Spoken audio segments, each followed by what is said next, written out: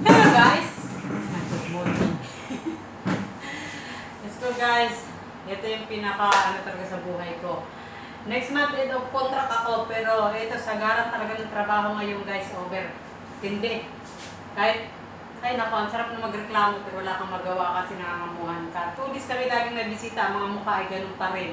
Buong angkan, lagi dito lumalamon, walang dalang katulong. Ito na nga, nagpapagawa ng aircon. Lahat ng aircon dito, pinaayos.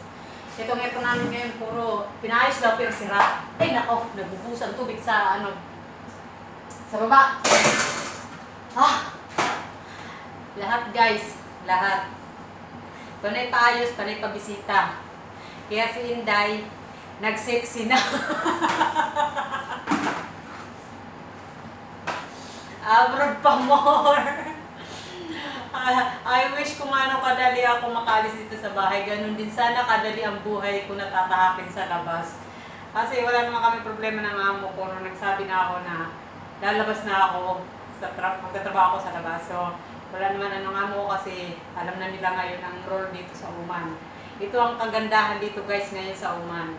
Kasi hindi habang buhay magiging katulong ka dito. Basta tapos ka sa kontrata, pwede ka na mag-work sa labas sa gusto mo. Yan.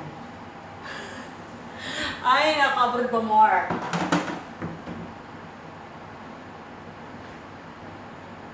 May swimming pool guys, may swimming pool.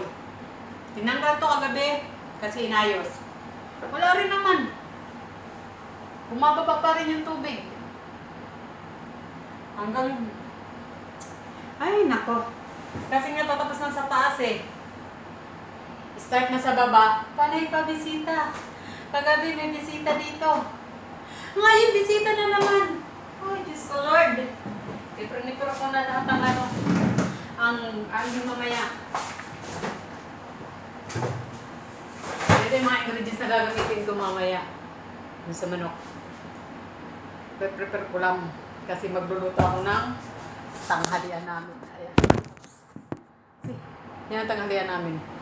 Tuna. Tapos, excuse me. Ito parang sa manok.